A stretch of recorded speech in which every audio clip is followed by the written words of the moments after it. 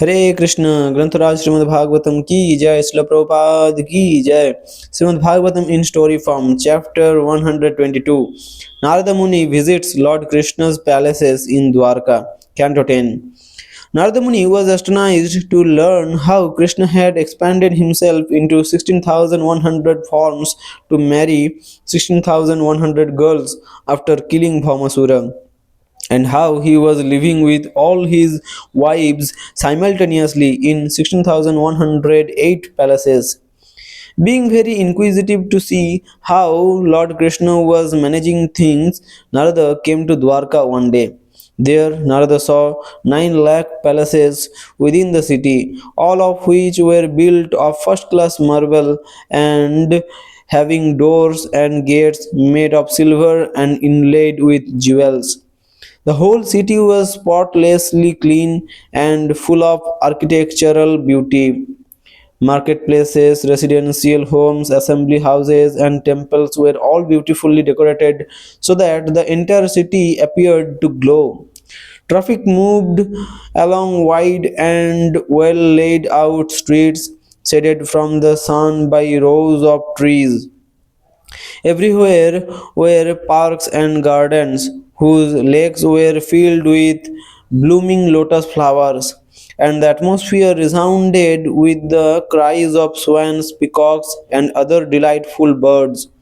Within the city was a private neighborhood where Vishwakarma had exhibited his greatest skill. This was the residential area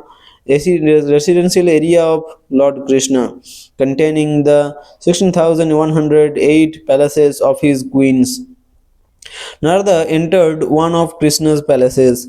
Pillars of coral were inlaid with Vaidurja gems. Sapphires bedecked the walls, and the floors shone with great brilliance. The beds and other furniture were made of ivory and bedecked with jewels that dissipated the darkness within the rooms.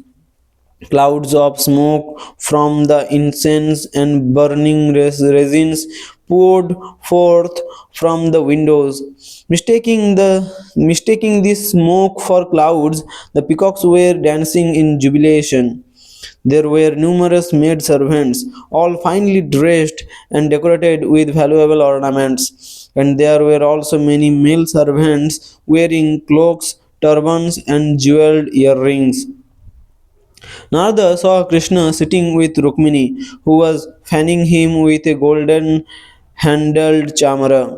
She personally served the Lord in this way, even though she had hundreds of maid servants that were almost equal to her in terms of character, beauty, youth, and grace. Lord Krishna is the greatest upholder of religious principles, and so, even though he is the Supreme Personality of Godhead, when Krishna saw Narada before him, he quickly got up from Rukmini's bed and bowed down his crowned head at the sage's feet. Then, getting up and joining his palms, Krishna had Narada sit on his personal chair. Krishna then washed Narada's feet and placed the water on his head, even though the water that washes his own lotus feet becomes the sacred Ganga. Narada did not object, however, knowing that Krishna was playing the role of a perfect human being just to teach others. Lord Krishna then conversed with Narada in speech as sweet as nectar. Finally, he inquired, "What may we do to serve you?" Narada replied, "O Almighty Lord, I have been extremely fortunate just to see your lotus feet, which even Lord Brahma and other great personalities can only meditate upon within their hearts. Please favor me so that I may always remember you as I travel in your service."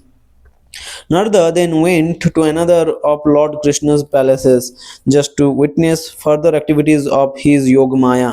There he saw Krishna playing dice with his beloved consort and Uddhava. As soon as Krishna saw Narada before him, he got up and offered him a seat. Lord Krishna worshipped Narada just as he had done previously and then inquired, When did you arrive at Dwarka? Is there anything that we can do for you? Who is full in yourself?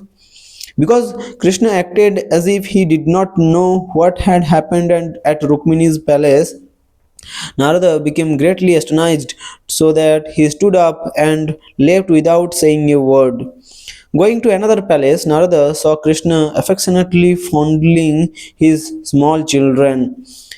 At the next palace, Narada saw that Krishna was getting ready to have a bath. In this way, Narada visited each and every palace of Lord Krishna and saw him engaged in various ways. In one palace, Krishna was offering oblations into the sacrificial fire. In another, he was feeding the Brahmanas. In another, he was chanting the Gayatri mantra. And in still another, he was practicing with a sword and shield. In various places, the Lord was riding on horses, elephants, and chariots, and elsewhere he was resting or sitting while being praised by those who are expert in such recitations. In some places, Krishna was consulting ministers such as Uddhava, and elsewhere he was enjoying in the water along with many young women.